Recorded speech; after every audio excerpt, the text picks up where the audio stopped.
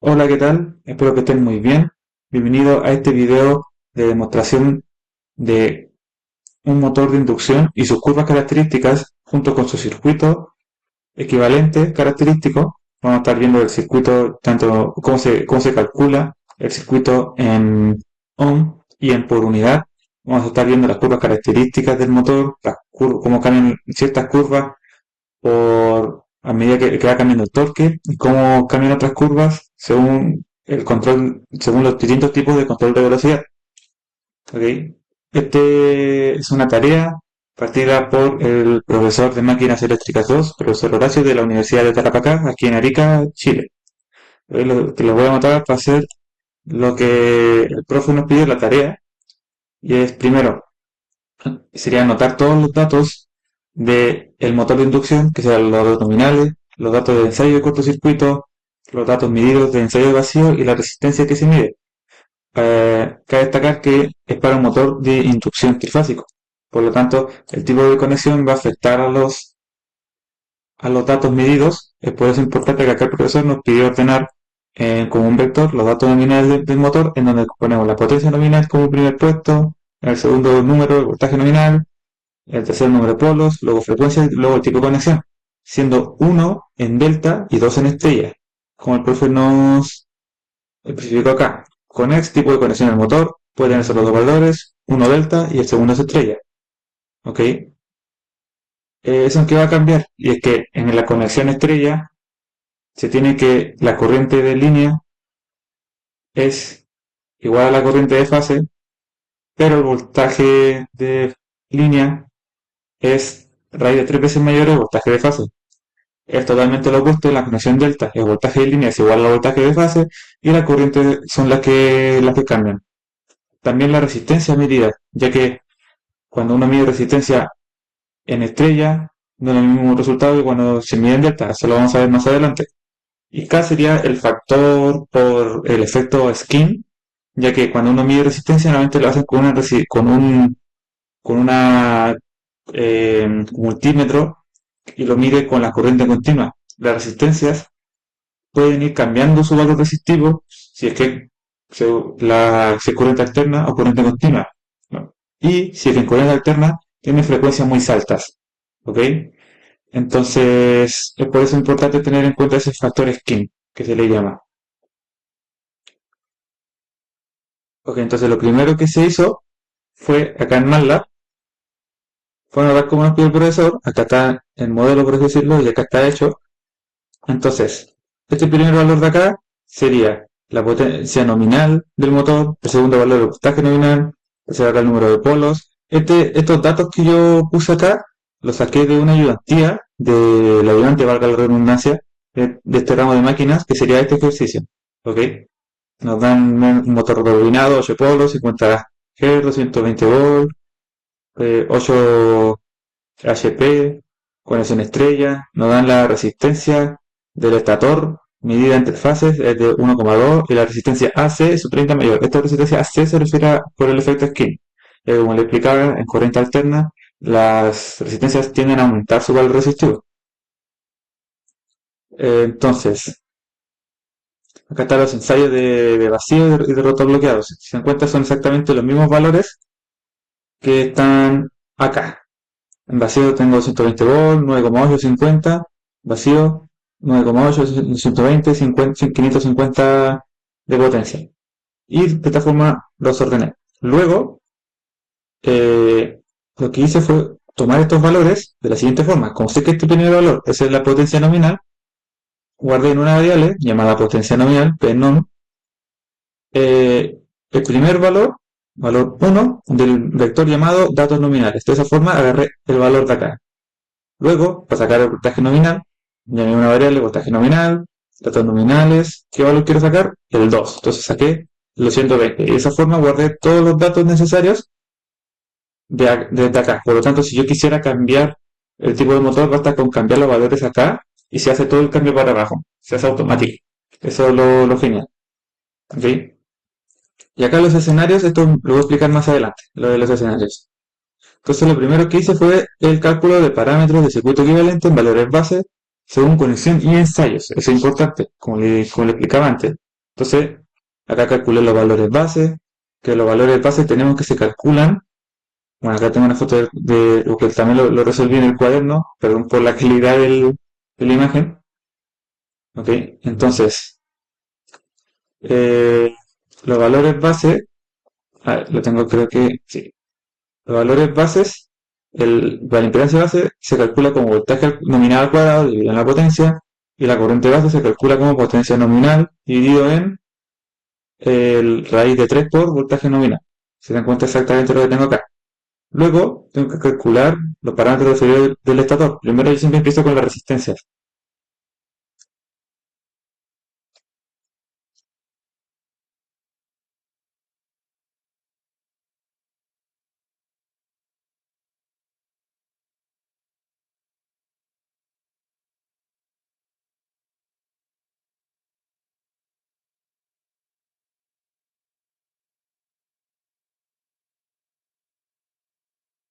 Primero yo empiezo con las resistencias.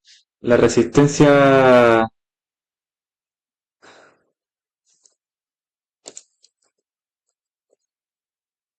Primero yo siempre empiezo con las resistencias. ¿Ok? Como le explicaba, como sale aquí también,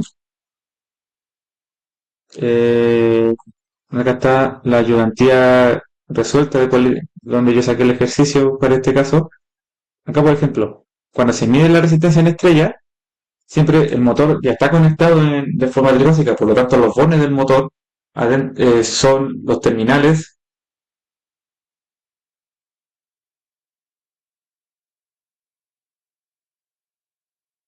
Luego se calculan los parámetros referidos al lado del estator y siempre me gusta empezar con las resistencias, que cambian, bueno, calculo la resistencia y luego los ensayos, que van cambiando cómo se calcula según si es estrella o delta.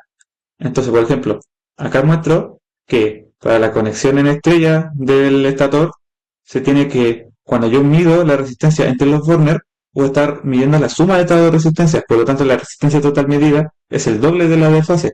Así que lo que se tiene que hacer es dividirla en dos, la resistencia medida, y yo tengo ahí la resistencia medida con corriente continua por fase. Luego, va a estar con multiplicarlo por el efecto Skin, que en este caso es 1,3, y ahí recién tengo el valor de resistencia que yo tendré cuando le inyecte alimentación alterna al motor. ¿Ok? Cuando es en delta, cambia la forma en la que se mide la resistencia. Cuando yo lo hago en delta,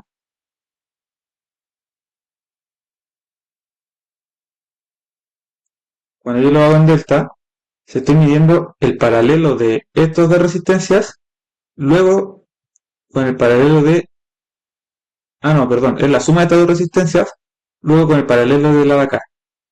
De esta forma se ve que en vez de simplemente dividir por dos la resistencia, si uno hace esa suma y ese paralelo, te das cuenta que la resistencia real por fase es 3 medios la resistencia medida. Y acá al momento de medir estoy midiendo todo ese paralelo, y esa suma y ese paralelo, como se muestra acá. ¿Ok? Importante tener eso en cuenta.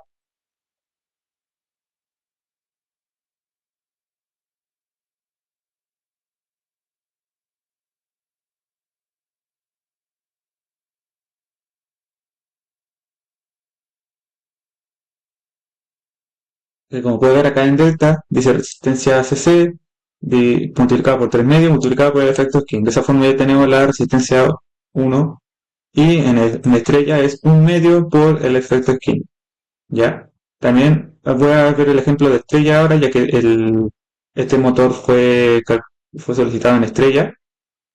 Lo que tenemos es que para el ensayo de cortocircuito se puede modelar de esta forma, en la que se ignora la radiación debido a que la corriente va a ser tan alta, o sea, va a ser equivalente a la corriente cuando hay torque máximo, por lo tanto, a comparación de la corriente o sea, como hay también poco eh, voltaje, la magnetización es mínima, por lo tanto se ignora la radiación y de esta forma se puede calcular más fácil estos valores, ¿ya?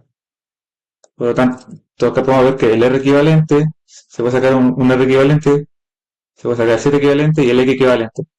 Se pueden fijar, como se hacen los parámetros siempre en modelo equivalente monofásico, la potencia se tiene que dividir en 3 y la corriente siempre se mantiene igual. A diferencia de, por ejemplo, cuando se calcula el Z equivalente, el voltaje tiene que dividir en raíz de 3, de que como está conectado en estrella, corrientes de línea y de fase son iguales, pero pero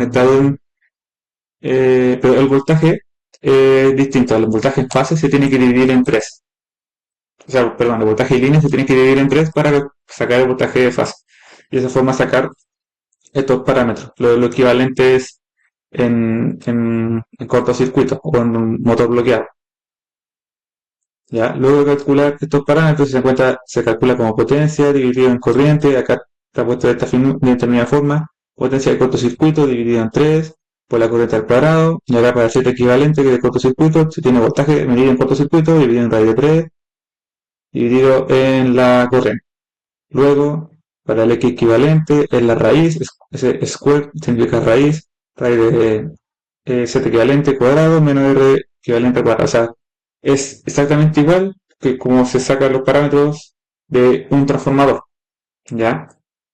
Luego acá, ensayo de vacío, se tiene que se puede hacer el equivalente serie del motor, en el que se saca la R y el X de serie para poder sacar la resistencia por pérdida que modela la pérdida en el fierro y la inductancia que modela la magnetización, ya que ahora se alimenta con voltaje nominal, por lo tanto la magnetización predomina. O sea, se sigue la misma lógica, la corriente se mantiene normal, el voltaje se divide en raíz de 3 y se calculan los parámetros, luego el equivalente, se dan cuenta exactamente lo mismo que está acá. Ojo, vale, es importante destacar que como no nos dan un valor de inductancia previo, de que puede cambiarse de un motor, se aplica cierto criterio en el que para sacar estas inductancias de acá, eh, hay que dividir la inductancia equivalente que se midió acá en 2, que como lo puede mostrar acá el ayudante, se da cuenta que el X2 referido es igual al equivalente partido en 2. Y esto también va a ser el X1, ¿ya? Más adelante se va a notar eso. Luego se anota la misma fórmula, una vez que se ha calculado el R y el X, que acá se calcula el restando al R equivalente el R1, que se puede ver acá, a R equivalente de vacío, se le restó R1, X equivalente de vacío, se le restó X1, y con estas fórmulas de acá, se calcula esa resistencia de pérdida en el fierro y pérdida magnéticas. Acá yo le puse I, después van a ver por qué le puse I, que es importante porque le puse I, es el número imaginario, ¿ya? Luego, con los valores bases calculados acá arriba, calculé todo en por unidad. El R1, el R2, el X1, X2, el RFE, la pérdida de fierro y la pérdida por magnetización. Porque nos piden, acuérdense, el circuito equivalente en referido, o sea, en ohm y en por unidad. Y acá yo empecé con el dibujo del circuito equivalente. Esto lo hice casi en su totalidad con inteligencia artificial. Le pedí toda la forma del circuito equivalente a la inteligencia artificial y también la forma de las resistencias y inductancias, que eso no se me ocurre a mí cómo hacerlo, por lo menos no, en el momento no se me ocurre. Okay, acá lo que hace es crear la página, acá desde su plot lo puse yo sí, para poder en una sola página ver las dos figuras, o sea, en ohm y en por unidad. Y acá yo tuve que modificar un poco, sí, porque no me lo daba tal cual como yo quería. Le voy a ir dando play por mientras, para ir mostrándole las gráficas, o sea, los dibujos. Vamos a sacar el uno. Y acá están los dos, ¿ven? Acá en la inteligencia artificial no me lo da tal cual como yo quería, no me lo da así como esta rama Chan. Me lo da como una rama con la resistencia acá y una inductancia acá. También me da una inductancia por acá al lado, este RFM, el texto me lo da por acá arriba, así que lo tuve que ajustar un poco yo. Luego de aprender cómo la inteligencia artificial lo hizo, veo que no es tan complicado, pero lo que sí me ayudó la inteligencia artificial fue en esta parte de acá, donde hizo como una especie de subrutinas para crear la forma de la resistencia. Ve que acá dibujo la resistencia, dibujo la bobina, la resistencia en vertical, que es para la del Ramachan, y la inductancia en vertical. la bobina vertical, que también puede agarrar más. Esto si dibujo no lo entiendo, esto no sé cómo lo hizo, yo solo se lo pedí a la inteligencia artificial, también lo tuve que ajustar mínimo, pero eso netamente la inteligencia artificial. Acá se definen las líneas, la línea de acá arriba, la de abajo, luego la de acá, la de acá, la de acá laditos y la de la ramación. ¿Ok? Entonces, eso sería, ya tendría los valores y esos serán los resultados. ¿Ya? No, lo vamos a comparar con los resultados que le dio la ayudante y vamos a ver que es exactamente igual. Vamos a ver que R1 es 0,793, X1 es 0,7352, 0,352, el X1 y el X2 es lo mismo como les dije, el RFE 136,25, 136,25, 12,18, 12,18 y el R2 es 0,089, 0,089. Y en por unidad, acá se le pasa el zoom para que se vea un poco más fácil el texto, tenemos que estar ahí puesto, declarado que es en por unidad. Okay. Estos no salen como valores con el i, porque esto no es necesario que tengan el i, por lo menos acá no, todavía no. Más adelante yo sí les pongo en i, pero no para el cálculo en por unidad, o sea, para el circuito equivalente. ¿Ya? Luego, lo siguiente que nos pide el profesor, que será con esta parte de acá, que ya terminamos acá lo que sería en on y en por unidad, lo siguiente que se hizo fue los escenarios, distintos escenarios, ¿ok? En lo que se nos pide dibujar distintas gráficas y analizarlas. La primera fue todo en por unidad. Si todas estas gráficas son en por unidad, lo bacán de hacerlo en por unidad es que independiente del tipo del motor, se ve por porcentaje todo. Así que se va a ver que con cierto porcentaje de potencia alcanza cierto porcentaje de rendimiento y es más fácil de visualizar y de analizar. Entonces, es para eso la parte del escenario que el profesor, o que mejor que el profesor nos pidió acá, ponerlo como en un código, lo que si yo aprieto, por ejemplo, escenario 1, que para las características naturales, acá donde empieza el cálculo del escenario, que dice desarrollo de los escenarios, me voy a ir acá, al escenario 1, gráfica por unidad, características naturales. ¿Ok? Entonces, antes de empezar con el escenario, calculé parámetros que iban a ser necesarios para todas las curvas. Ok, vamos a ver de aquí que lo que calculé fue el voltaje Thevenin, Z Thevenin, ya que la primera curva que nos piden es la de torque versus velocidad mecánica. Entonces, ¿cuál es la fórmula para el torque? Esta de aquí. Torque es igual a 3 por voltaje Thevenin al cuadrado por la resistencia del rotor dividido en el deslizamiento, la frecuencia de deslizamiento, perdón, la velocidad de deslizamiento multiplicado por R Thevenin más R del rotor dividido, al cuadrado, o sea, dividido en deslizamiento, todo eso al cuadrado, más el X Thevenin, más la inductancia del rotor, todo eso al cuadrado, y todo eso se multiplica por la velocidad síncrona. Si se dan cuenta, todos los parámetros ya están calculados en por unidad. Por ende, el torque también va a estar en por unidad. Es mucho más fácil así. Aunque después igual calculo el torque usando en por unidad, usando un torque base. Ahí voy a explicar por qué se tuvo que hacer así. Entonces, de esa forma yo necesito calcular el torque. Se dan cuenta lo que necesito. Los R2 en por unidad ya lo tengo. El X2 en por unidad ya lo tengo. La frecuencia ya le consigo la frecuencia. La velocidad síncrona es fácil porque es 1.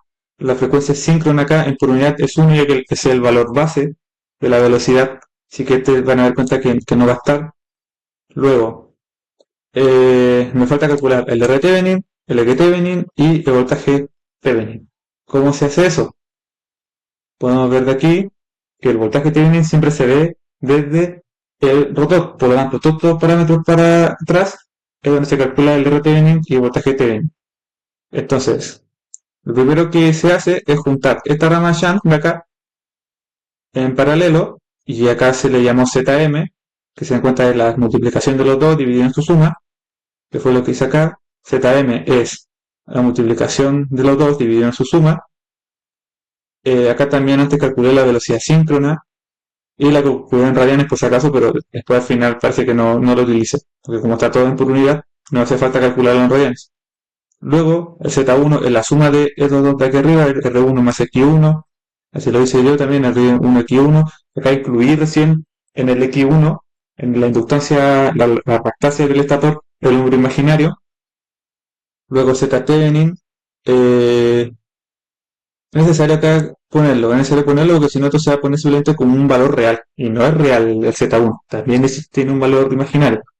Luego saqué el Z-Thevenin, ya que una vez que se unen esos dos, quedan en paralelo, donde va a ser Z-Thevenin, teóricamente el voltaje se cortocircuita, la fuente de voltaje se cortocircuita, su gracia fuerte recurrente se mantiene abierto, pero acá se cortocircuita, por lo tanto todos quedan en paralelo. Y el Z-Thevenin se calcula como la multiplicación de los dos dividido en su suma, ya que están en paralelo. Y así lo dice, Z-Thevenin, la multiplicación de los dos dividido en su suma. Si se dan cuenta, este Z-Thevenin, el resultado, me lo da acá como se muestra una parte real, una parte imaginaria. Este es el R-Thevenin y este es el X-Thevenin. Entonces el R-Thevenin lo guardo en una variable llamada así, y donde yo saqué la parte real de Z-Thevenin y la inductancia, la reactancia Thevenin es la parte imaginaria del Z-Thevenin. ¿Ok? De esa forma ya calculé el R y el X. Y luego para cálculo, y para por unidad, acá lo hice de nuevo todo con los valores por unidad. Hubiera sido también lo mismo haber dividido todos estos valores la impedancia base, pero yo lo decidí hacer así. Luego se calculó el VTN. Acá la cosa cambia de nuevo según la conexión. Porque como saben, el voltaje de línea y de base cambia según la conexión. Por lo tanto, se tiene que considerar que, por ejemplo, para en el caso de estrellas, que en este caso que estamos ahora, el voltaje nominal se tiene que dividir en raíz de 3. Ahí vamos a ver acá, se calcula el voltaje Thevenin. Visto de esta punta, desde este punto de vista, el voltaje Thevenin está entre estos dos terminales, por lo tanto se hace una división de tensión. Voltaje 1 multiplicado por este Z dividido en la suma de los Z equivalentes. Que Z equivalente sería la suma de estos dos. Y el V1, igual que en este ejemplo, como está en conexión estrella, se tiene que dividir en raíz de 3. Y si se dan cuenta, acá está. Para el caso de conexión estrella, voltaje nominal se debe dividir en raíz de 3. En el caso del delta, si se dan cuenta que el voltaje nominal no está dividido en raíz de 3 y está multiplicado directamente por la impedancia de magnetización. Y por la suma dividido en la suma. ¿Okay? Para que se vayan dando cuenta que los resultados me están dando bien, voy acá, voltaje Thevenin. Bueno, acá están en forma rectangular, así que tampoco se va a notar. Pues mira, acá saqué el módulo. Pues saqué VThevenin M, bueno, está por unidad, porque lo dividí por el valor base, pero acá antes de que estén por unidad, saqué el módulo, porque para calcular el torque se usa solamente el módulo, no el ángulo.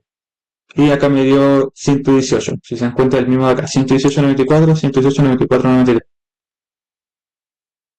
Luego de tener ya el VThevenin y la resistencia Thevenin, hice el primer gráfico de torque versus velocidad. Lo primero que hice y lo primero que hay que tener en cuenta es que lo que se va asumiendo para el momento de hacer esta curva de acá es que lo que va cambiando, a pesar de que es torque versus velocidad mecánica, lo que va cambiando acá es el deslizamiento. El deslizamiento es que nos va dando este comportamiento. Al momento de ir cambiando el deslizamiento, se va asumiendo que hay un cambio de velocidad, o sea, como si que se estuviera aumentando o disminuyendo la carga. Porque vamos aumentando o disminuyendo la velocidad mecánica y el torque. Y, y el deslizamiento es la variable para eso. Entonces, creé esa variable S que va del menos 0,5 hasta el 0,5. Okay, también calculé el deslizamiento cuando el toque es máximo y inventé un rango en el que se mantiene este punto, porque en este punto acá el deslizamiento es máximo y acá el deslizamiento es 0, acá el deslizamiento es 0. Si se dan cuenta, yo creo un rango en el que está justo acá, en el que el deslizamiento es mayor que... No, perdón, es menor que el S máximo y es mayor que el S igual a 0. Por lo tanto, se mantiene en este rango de operación del motor, el rango estable del motor. ¿Okay? Luego explico por qué quiere ese rango. Luego, esto es interesante para poder hacer el eje X de la gráfica, que es la velocidad mecánica que tiene que estar en pura unidad. Tenemos que la velocidad mecánica se calcula como 1 menos el deslizamiento multiplicado por la velocidad síncrona. Entonces, si yo quiero la velocidad mecánica, que como tenemos acá la velocidad base igual a la velocidad síncrona, Para calcular la velocidad mecánica por unidad es la velocidad mecánica dividida por la velocidad base. Pero tenemos que la velocidad base es la velocidad síncrona. Por lo tanto, si yo lo divido, nos vamos a dar cuenta que las velocidades síncronas se cancelan y mi velocidad mecánica en por unidad queda simplemente como 1 menos s. ¿Ok? Por eso que acá en por unidad, esto significa PU, por si acaso, por unidad velocidad mecánica es 1 menos s. Y por unidad torque, como les dije, es mucho más fácil si que pongo todos los valores ya en por unidad. Y ya tendría el valor en por unidad del módulo de voltaje Thevenin y todos estos demás valores. ¿Ok? Acá si se dan cuenta, esto es un número como no real, pero es el módulo. Acá son todos módulos, porque esto es un valor imaginario, pero para calcular el torque no se obtiene el ángulo, se usa simplemente el módulo de todos los valores imaginarios, que si es imaginario puro, se usa ese número imaginario como tal, pero sin el J. Y luego usé para graficar, este es el eje Y, entonces lo puse acá, el eje X lo puse aquí, y se graficó. Vamos a ir viendo esta primera gráfica, que sería esta de aquí. Esta sería la de velocidad mecánica. Ah, no, perdón, me equivoqué. Como que acá tenía como escenario. Bueno, ahora sí está como escenario 1, así que ahora me debería dar justo esa. Me debería cambiar las gráficas. Bueno, ahora yo acá las puse una encima de otra, ya que no son tantas gráficas y se pueden comparar una con la otra. Se ven bien estiradas también porque como puse todas en una sola columna, pero cada una en su fila, el MATLAB para ocupar el mayor espacio posible de esta página las estira. Si la hubiera puesto en sus propias columnas, pero en una sola fila, se hubieran visto muy aplanadas, muy tiradas para arriba y a mí me parece más cómodo verlo de esta forma, de esta manera. Vemos que la curva característica del torque de su velocidad mecánica es como debería ser, tiene la forma que corresponde. ¿Ok? Si dan cuenta, corta por aquí, porque acá es donde la velocidad mecánica igual a la velocidad síncrona, que es donde el torque también se hace cero. Se dan cuenta que el torque se hace cero. Bueno, se acerca, bueno, sí se hace cero, se hace justo cero. Así que en ese sentido está bien modelado. ¿Ya? Luego acá tenemos la curva característica de corriente de entrada y su velocidad mecánica. Y acá se ve que la corriente de entrada, bueno, ahora os voy a explicar cómo hice eso mejor. Para la corriente de entrada tuve que calcular obviamente la corriente I1. ¿Cómo calculé la corriente I1? Bueno, tuve que primero hacer el circuito este, antes de reducirlo a voltaje Thevenin y a resistencia Thevenin, que está explicado también, tal vez por visto acá. Acá, en este punto, acá yo tengo la corriente I1, como se ve acá, y acá tengo la corriente I2. Por lo tanto, lo que tengo que hacer es aplicar mallas y obtener cada corriente, que fue lo que hice. Apliqué mallas, se puede ver que acá están todas las resistencias e inductancias que comparten la primera malla con el I1, luego menos la inductancia del que en la que el I2 afecta a la primera malla, luego acá la segunda malla I2 sería, bueno, esta es por la corriente 1 y esta por la corriente 2. ¿Ok?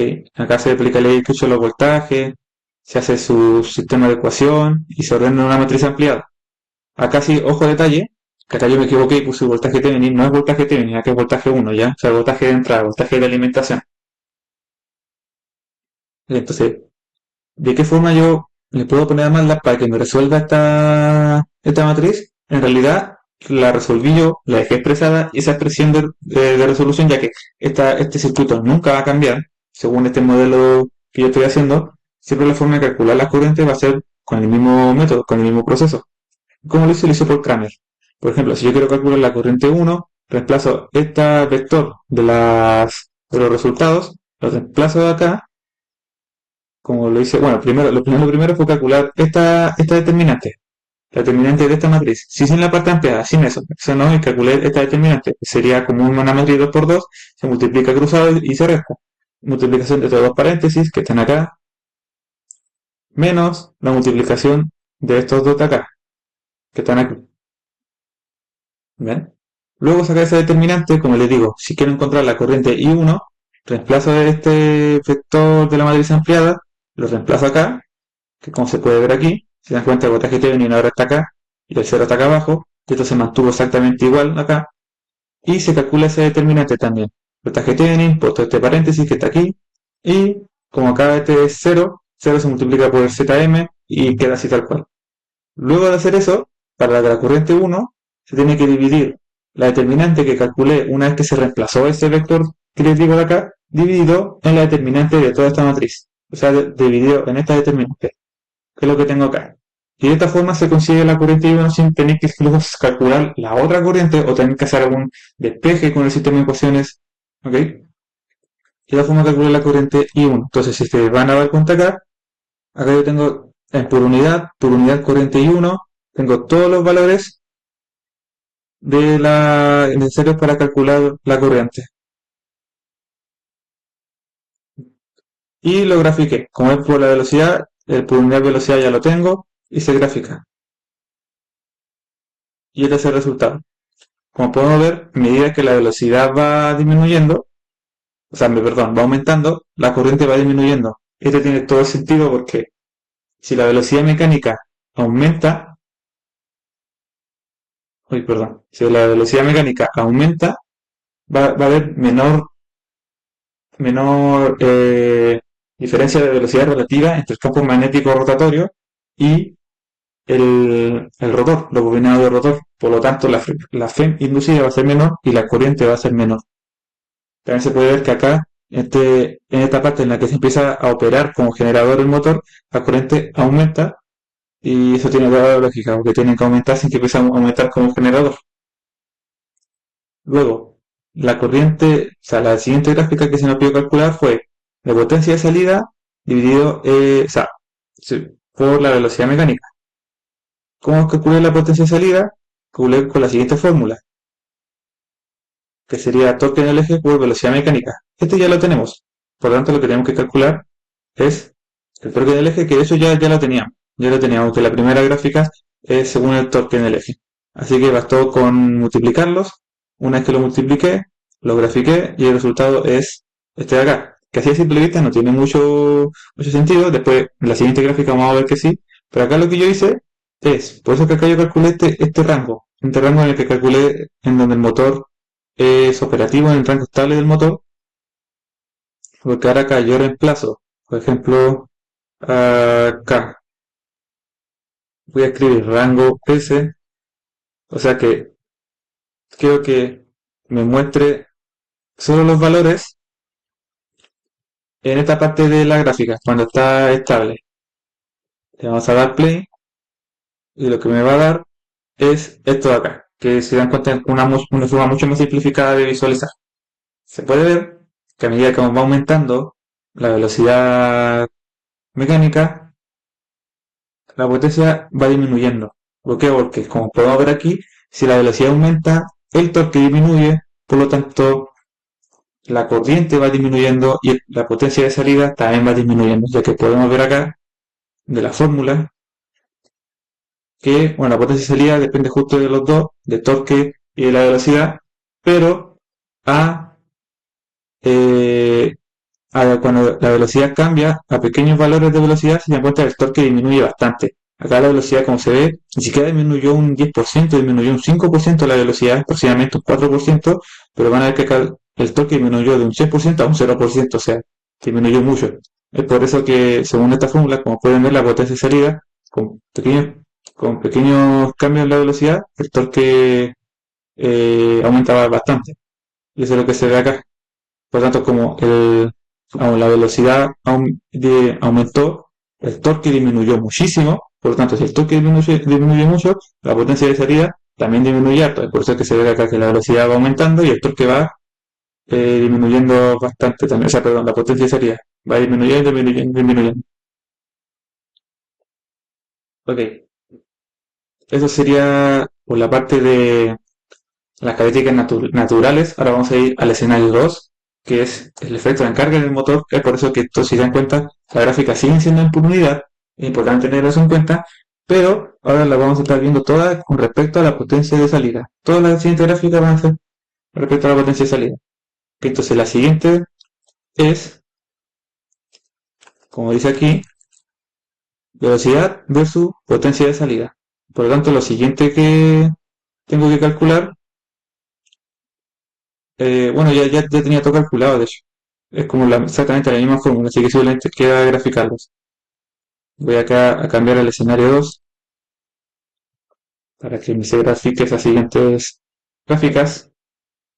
Acá obviamente como es otro caso del switch, tengo que volver a calcular los S, el S máximo, los rangos, ok, pero son exactamente las mismas fórmulas. Potencia de salida, velocidad, vamos a graficar. Esta es la fórmula, perdón, la gráfica. Podemos ver que acá a medida que la potencia de salida va aumentando, es como decir que la carga va aumentando, ¿ok? Y es así, que la potencia de salida va aumentando, la carga va aumentando, por lo tanto la velocidad mecánica va disminuyendo. Se puede ver acá que con pequeñas variaciones de potencia de salida, la velocidad cambia bastante y también acá esta curva está bastante achatada, que justamente destaca eso, que eh, este, este motor no tiene tan buena regulación de velocidad, porque, o sea que pierde bastante velocidad con las variaciones de carga. Luego, la siguiente gráfica que nos piden es la de rendimiento versus potencia de salida. La fórmula que se calcula el rendimiento es potencia de salida entre la potencia de entrada. La potencia de entrada, que acá yo especifico que se calcula como el módulo, es raíz de 3 por voltaje de entrada, por corriente de entrada, con voltaje de entrada y corriente de entrada me refiero al estator, por el coseno de phi. Entonces, acá destaco que el voltaje por unidad, obviamente es simplemente 1, voltaje de entrada por unidad, lo que es su valor base. La corriente por unidad es el mismo que calculé antes acá, obviamente considerando que todos estos valores son en por unidad. Y para calcular el coseno de phi, hay que tener en cuenta que la corriente obviamente va a tener una parte imaginaria y una parte resistiva, lo cual me va a generar un ángulo. Ese ángulo se puede calcular como tangente de estos dos, y así como yo en un inicio estaba calculando como algo tangente, pero luego me di cuenta que hay un, un comando que se llama ángulo, que me calcula automáticamente los ángulos de cualquier vector. Ya, ¿cómo es que yo calculé la corriente I2? Bueno, se calculé la misma forma que antes. Reemplacé las soluciones, mejor dicho, la vector de resultados de la matriz ampliada, en, en la columna del I2, calculé su determinante y ese determinante lo dividí por el determinante de la matriz original y acá tengo la fórmula para calcular el I2. ¿Ok? Y esa misma fórmula la puse acá para calcular el I2. Luego saqué el ángulo del I2, que esto sería para poder calcular la potencia de entrada, que sería P1 en por unidad. ¿Ok? Importante tener en cuenta eso en por unidad. Entonces calculamos eso, tenemos que acá es exactamente la misma fórmula. ¿Por qué yo tuve que poner valor absoluto, o sea, el módulo? Porque la corriente, si se dan cuenta, como se dan cuenta acá, tiene valores imaginarios que son necesarios. ¿Por qué? Porque por ejemplo acá se puede ver que cuando calculé la corriente, cuando se multiplica números imaginarios, o se divide números imaginarios, el ángulo que se tiene no afecta absolutamente nada en, la, en el módulo del número imaginario, pero cuando se suman, sí. Y si se dan cuenta que se está sumando el ZM con el XM, por lo tanto se tienen que incluir ese ángulo o esos números imaginarios, porque si no se van a estar sumando como si fueran valores resistivos. Y eso no es así. El valor imaginario de este, al sumarse con este y a multiplicarse con este, va a afectar el valor, por lo tanto es importante que tenga los valores imaginarios. Entonces se calcula el ángulo y el I2 también tiene un número imaginario, por eso que cuando yo pongo el I2 acá, este vector queda con números imaginarios, por lo tanto yo tengo que calcular el valor absoluto, porque si no el plot no me grafica valores imaginarios. ¿Okay? Ese es el problema. Entonces luego de calcular la potencia I1, calculé el rendimiento en por unidad, que sería la potencia de salida en por unidad dividido en la potencia de entrada en por unidad. ¿Ok?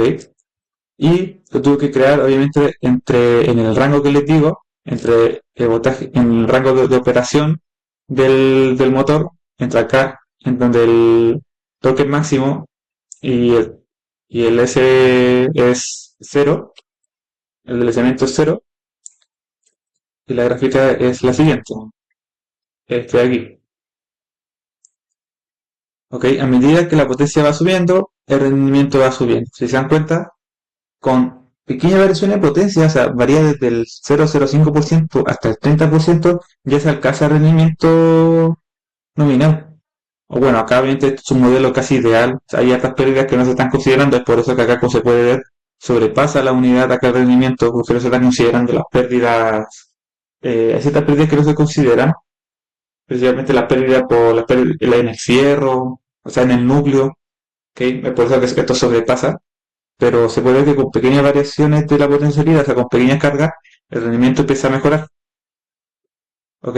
Acá en este punto, la potencialidad como es tan baja, a comparación de las potencias de pérdida, las potencias de pérdida son, en porcentaje son muy altas, porque acá la potencialidad es muy pequeña, es por eso que el rendimiento es pésimo. Pero a medida que esto va aumentando, la potencialidad empieza a ser tan grande que a comparación de las potencias de pérdida, las potencias de pérdida representan ya un porcentaje mucho menor.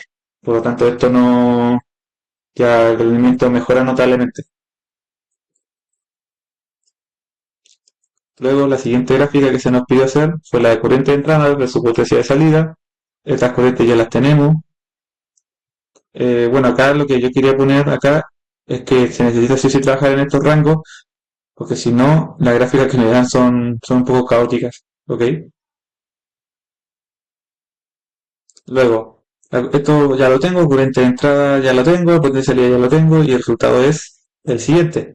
Ok, esta es la gráfica, como podemos darnos cuenta, en primera instancia se ve que es un poco contradictorio porque se ve que la corriente de salida, o sea, perdón, de entrada va disminuyendo a medida que la potencia de salida va aumentando, pero no hay que olvidarse que la corriente de entrada se considera que tiene considerado dentro el deslizamiento, y el deslizamiento lo que hace es modelar a medida que va aumentando la velocidad. Si la velocidad va aumentando, quiere decir que el torque va disminuyendo y por eso se ve que la corriente va disminuyendo. ¿Ok? Por eso es que a primera instancia parece que es contradictorio, pero es porque este está según la velocidad. También otra forma por lo menos esa es una forma de interpretarlo, pero si nosotros venimos acá y quitamos el rango de operación, el rango en el que es estable, le va a dar play. Esta es la gráfica. Si se dan cuenta, la gráfica que me da es como un bucle, pero podemos ver que a partir de aquí, de cierta potencia, la corriente está aumentando. Está aumentando, aumentando, aumentando. O sea, este es el rango real en el que trabaja. Por alguna razón, el MATLAB me lo grafica acá. No sé por qué me lo grafica acá. ¿Okay? Pero este es el rango real. Esta es la gráfica real. Quiere decir que yo lo voy a dejar así para el profesor y que entienda que esta es la parte real y no esta de aquí. O sea, la parte que se utiliza. Se genera como un bucle porque después el motor hay una cierta parte en la que se empieza a funcionar como un generador.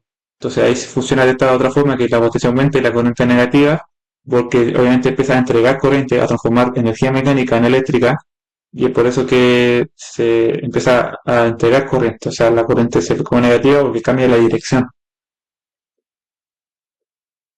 Luego la siguiente gráfica es de factor de potencia versus potencia de salida. Por lo tanto, lo que tenemos que calcular es el factor de potencia, que eso es con respecto a la corriente del rotor. ¿Ok? Acá ocurre lo mismo. Tenemos que, bueno, acá puse I1 y 2 en realidad, la del rotor. Entonces, el factor de potencia es el coseno. El coseno del ángulo entre del valor imaginario de la corriente y el valor real de la corriente. Entonces acá, factor de potencia, tengo que...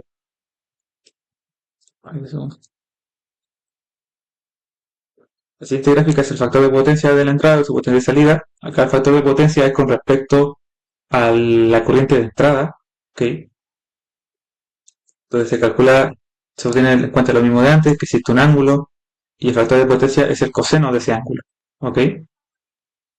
Entonces se calcula la corriente, Luego se calcula el ángulo de esa corriente y se grafica en cuanto a la potencia de salida. Y esta es la gráfica de factor de potencia versus la potencia de salida. Como podemos ver acá, tiene un crecimiento casi lineal. En valores bajos de potencia de salida sería un bajo factor de potencia. Esto se debe a que como la corriente con bajo potencia de salida quiere decir que la corriente es muy baja en comparación a la corriente de magnetización. La corriente de magnetización representa un alto porcentaje, por lo tanto el ángulo crece. A medida que la potencia de salida va aumentando, la corriente va aumentando. Y a comparación de la corriente de magnetización empieza a ser cada vez en porcentual cada vez más pequeña y el ángulo disminuye.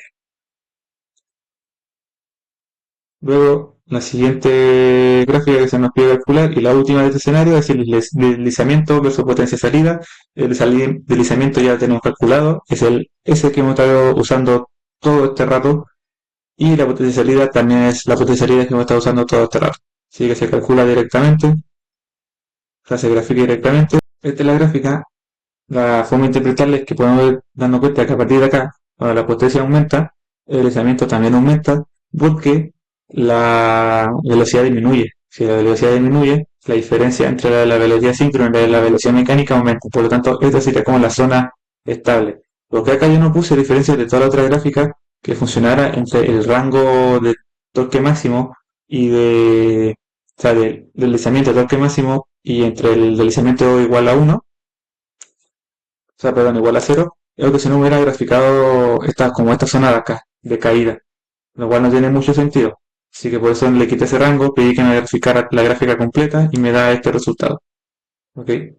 Y este sería como la zona estable, correcta. Todo esto es simplemente modelos matemáticos que van cambiando también según la operación, si es que está como generador, como motor o en freno.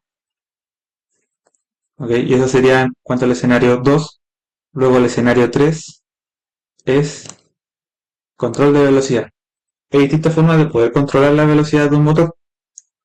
Todas estas gráficas también van a estar en por unidad.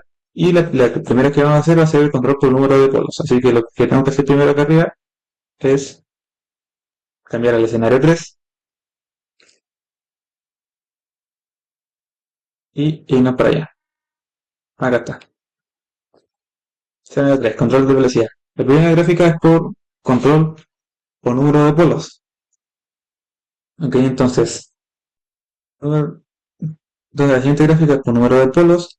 Acá como es otro caso tengo que volver a calcular el S y ir cambiando los números de polos. En este caso nos pide hacer cuatro casos distintos por cada ítem, pero en este caso como son con cuatro casos se refiere a cuatro distintos valores para el número de polos. Primero lo voy a hacer con dos polos, con cuatro, con seis y con ocho. E ir viendo cómo a medida de ir aumentando los polos, que obviamente tienen que ser número par, va cambiando la gráfica. Entonces, gráfico, o sea, creo el vector S de deslizamiento.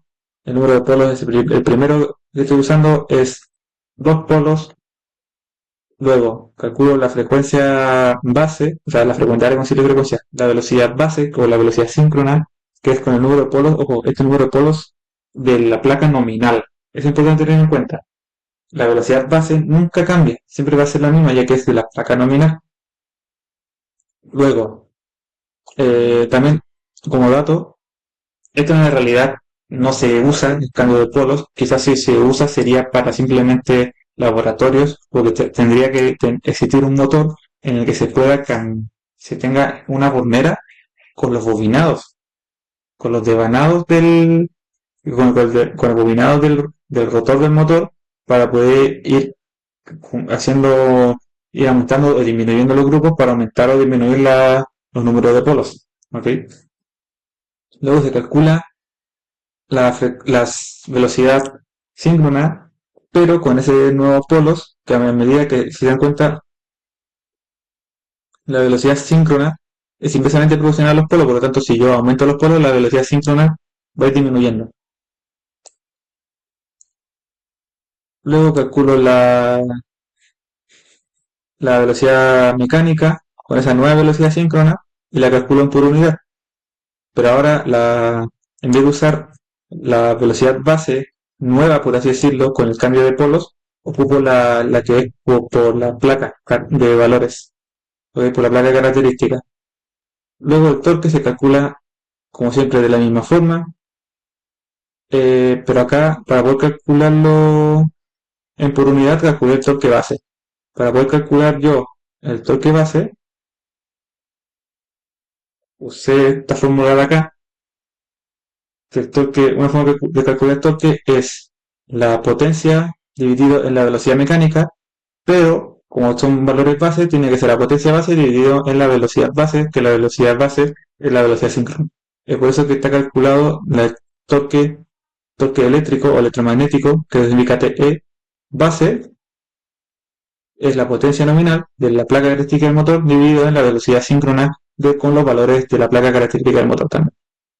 De esa forma se calcula el torque base y dividiendo este torque calculado, se dan cuenta que los valores ya no tienen por unidad, antes todos los otros torques tenían así, por unidad. Ahora no, este no, solo los valores en ohm y en volt. Entonces por eso si quiero tener esto en por unidad, se tiene que dividir por el torque base. Y le puse 1 porque es el primer torque con el primer número de polos. Y lo grafiqué. Pues vamos a darle run.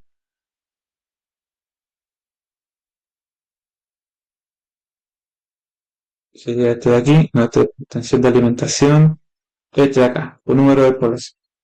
¿Qué es lo que está pasando? Nos podemos dar cuenta que la velocidad síncrona como tal, este de aquí, a medida que yo voy aumentando los polos,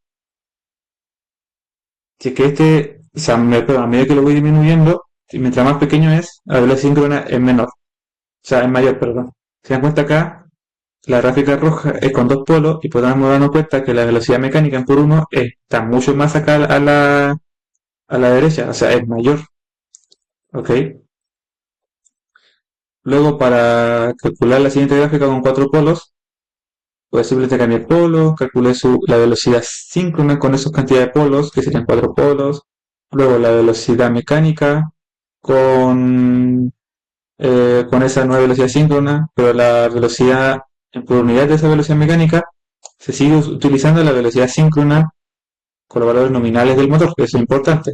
Luego calculé el torque de nuevo, ¿por qué? Porque en el torque se tiene la velocidad síncrona acá dividida. Entonces la velocidad síncrona, como les digo, va cambiando a medida que van cambiando los polos, por lo tanto el torque también va cambiando. Así que se calcula de nuevo el torque en por unidad y se grafica. Y así grafique hice la misma lógica para las cuatro curvas y se encuentra la curva con cuatro polos es la verde, que está de acá, la curva con seis polos es la azul, que de acá, y la curva con ocho polos es la rosada que está acá, que se va cada vez achicando. ¿Por qué pasa esto? Porque, como pueden darse cuenta de aquí, el torque es inversamente proporcional a la velocidad síncrona. Y la velocidad síncrona, que también es inversamente proporcional, pero a la cantidad de polos. Por lo tanto, si yo voy aumentando la cantidad de polos, la velocidad síncrona va disminuyendo. Por eso es que acá el corte en el cero de cada curva va disminuyendo, ya que la velocidad síncrona es menor. Y si la velocidad síncrona es menor, se dan cuenta que el torque es inversamente proporcional a la velocidad síncrona. Por tanto, si la velocidad síncrona es menor, el torque aumenta. ¿Qué es lo que está pasando acá? ¿Cuál es el problema de la realidad con esto? ¿Cómo estaría pasando? Genial, pues. Estoy cambiando los polos y ganando más torque. El problema de esto es que la razón por la que se gana torque es porque empieza... Uy, ¿verdad?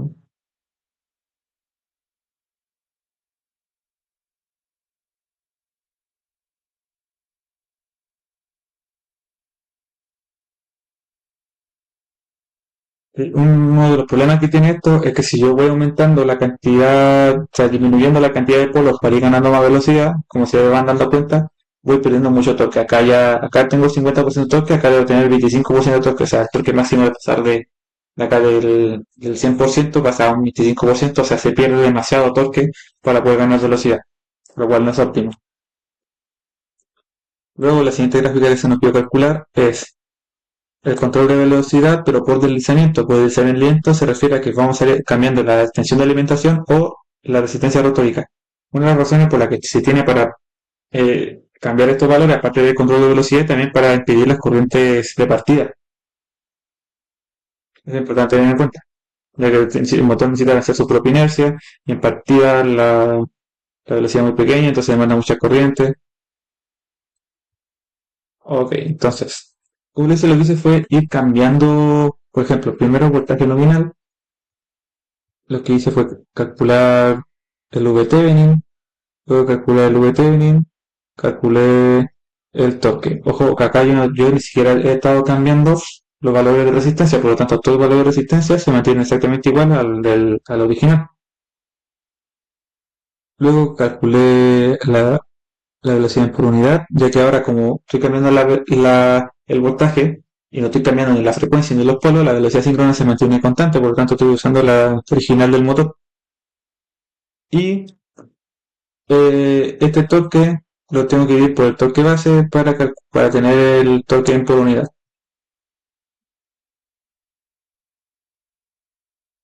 Luego lo que hice fue graficarlo y el resultado fue este de aquí, por control de alimentación. Si se dan cuenta, eh, no es tan bueno controlar la velocidad de esta forma porque lo que se obtiene es que, por ejemplo, para este mismo valor de tensión, o sea, perdón, de torque, claro, la velocidad cambió, pero también el torque varió mucho. O sea, si yo quiero disminuir la velocidad, disminuyendo el voltaje, voy a estar perdiendo mucho torque.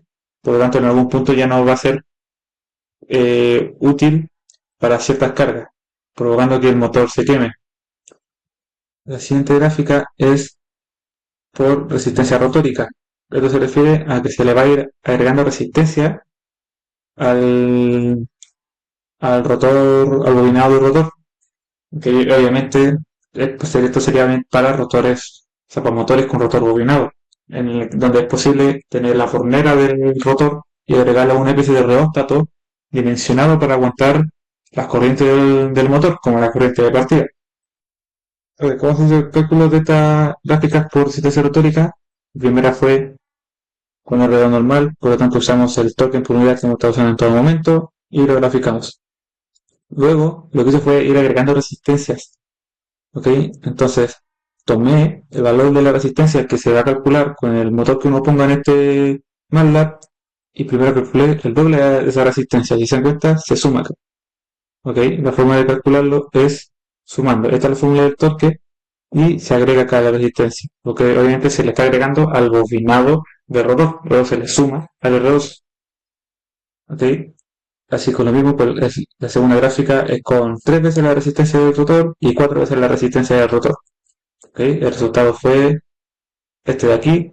Lo que ocurre al momento de estar agregando la resistencia es como un aplanamiento, por así decirlo, de la gráfica, lo cual no tiene mucha ventaja porque se da cuenta acá, si aumenta una carga, el torque disminuye, por ejemplo, llegar acá al 50%, y ven acá abajo qué velocidad cambió, de los 25, o sea, sí, pues como o sea, aumentó la velocidad. Una forma de analizar esto es de que, por ejemplo, si la carga aumenta, el torque aumenta, y por ejemplo, si está funcionando acá 50% de torque y aumentó casi al 100%, se muestra que ¿cuánto cambió la velocidad? De un 97% al 95%. O sea, la velocidad cambió muy poco. Cambia, a medida que yo voy agregando la resistencia, por ejemplo, la gráfica verde, le agregué el doble de resistencia del R2. La gráfica azul le agregué el triple, y en la gráfica 4, esta de acá, le agregué 4 veces más la resistencia del rotor y cada vez se fue aplanando más. La ventaja que tiene esto es que pierde esta linealidad que tiene acá el motor y a grandes cambios de torque tiene unos grandes cambios de velocidad. Por lo tanto, si el torque aumenta mucho, la velocidad cambia mucho. Se dan cuenta acá para llegar al torque máximo, cambia, disminuye el 75% la velocidad máxima, lo cual es muchísimo. ¿Ok? También un buen detalle es que si se dan cuenta el torque máximo se mantiene. Eso es importante, el torque máximo se mantiene.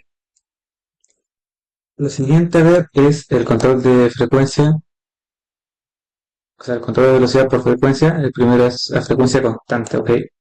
Entonces se tiene que, cuando se va cambiando la frecuencia, que acá están los distintos tipos de partida, este por frecuencia, se dan cuenta, si va aumentando la frecuencia, o mejor dicho, disminuyéndola, lo que va haciendo es, claro, controlar la velocidad, porque si la velocidad síncrona va a ir disminuyendo, ya que la velocidad síncrona depende de la frecuencia. Esta es la velocidad síncrona y así que aumento la frecuencia, aumenta la velocidad. Si la disminuyo, disminuye la velocidad, que es lo que se puede ver acá. A medida que se va disminuyendo la frecuencia, la velocidad va disminuyendo. Pero algo curioso es que se gana mucho torque. Pero como saben, el hecho de que se gane torque no es bueno, porque quiere decir que se está magnetizando demasiado el núcleo, saturándolo y poniendo en peligro al motor. ¿Ok? Entonces, hay otra cosita a considerar aquí. Una de esas es que al momento de yo calcular o sea, al cambiar la frecuencia, me va a estar cambiando las reactancias del motor. ¿Ok? Por lo tanto, se tiene que hacer una regla de tres simple o una razón de proporcionalidad, donde se va a tener Lx la reactancia anterior, la reactancia nueva, ¿ok? Y se divide en ambos lados y se tiene que para la reactancia nueva es igual a la reactancia anterior multiplicado en la división entre la frecuencia nueva y la frecuencia anterior. ¿Ok? Para la primera gráfica se usó la frecuencia 100%, o sea, en la gráfica de torque y velocidad que hemos estado usando en todo momento. Luego la frecuencia a 75% se toma la frecuencia nominal de la placa del motor, se multiplica por 0,75 y acá se cambia toda la reactancia 1 a esta frecuencia 1, la llamé cierto que es 75%, como le dije, frecuencia anterior dividida, o sea, la frecuencia nueva dividida en la frecuencia anterior, y de esta forma calculé todas las reactancias que hay en el motor e impedancias, que se van a dar cuenta que acá también está incluso hasta la magnetización. ¿Okay? También cambia la frecuencia síncrona, cambia los números por los no, cambia la frecuencia, va a cambiar la velocidad mecánica porque cambia la velocidad síncrona. ¿Y en qué va a cambiar el torque acá? Va a cambiar en que se den cuenta ahora las reactancias de la fórmula del torque, de esta fórmula, esta reactancia de acá, van a cambiar porque se cambia la frecuencia. Luego de calcular ese torque, se divide en su base para tener por unidad y se grafica. Las gráficas son estas, que sé que acá esta se ve gigante. Aquí se siguió exactamente la misma lógica para el 50% y el 25% menos de la frecuencia. Si se dan cuenta acá, para estar a una velocidad nominal, disminuyó bastante, por lo tanto, cambiar la frecuencia es un buen método para controlar la velocidad. El problema es que el torque aumenta mucho y se magnetiza como estaba hablando recién. Acá se ve extremadamente exagerado, no sé por qué me dio así, pero está bien hecho esto y aún así me dio muy grande esa gráfica. Parecía un poco más de cerca. Voy a poner a borrar estos parámetros. Después lo agrego. Pero vamos a ver. Acá. Pues si se da cuenta, el torque va aumentando. El torque va aumentando. Miren, casi hasta 5 veces el nominal. O sea, muchísimo. Demasiado. Aumenta demasiado el torque. O sea, magnetiza demasiado el núcleo. Y por último, sería el cambio de velocidad por frecuencia, pero con una constante en el que se va a estar cambiando o aumentando o disminuyendo el voltaje a medida que se disminuye o aumenta la frecuencia. Lo cual se obtiene de esta forma. La constante es dividiendo el voltaje nominal por la frecuencia nominal. Entonces, por ejemplo, si yo quiero un voltaje V, con V me refiero a un voltaje nuevo, tengo que calcular, despejo esta frecuencia, la multiplico para acá y se tiene que, si para esa nueva frecuencia yo la multiplico por esta razón, me va a dar el nuevo voltaje necesario para que se mantengan constantes todas las gráficas. La forma en la que se programó esto fue primero calcular esa constante, ¿cierto? Voltaje nominal dividido en la frecuencia nominal, y se graficó la frecuencia por ciento, que es la gráfica que hemos estado usando en todo momento. Luego se redujo la frecuencia al 75%, por lo tanto, acá el FR1 es el mismo que calculamos acá para el, no se cuenta FR2, esto ya están calculados, estas frecuencias a la mitad ya están calculadas, entonces se calcula el voltaje necesario.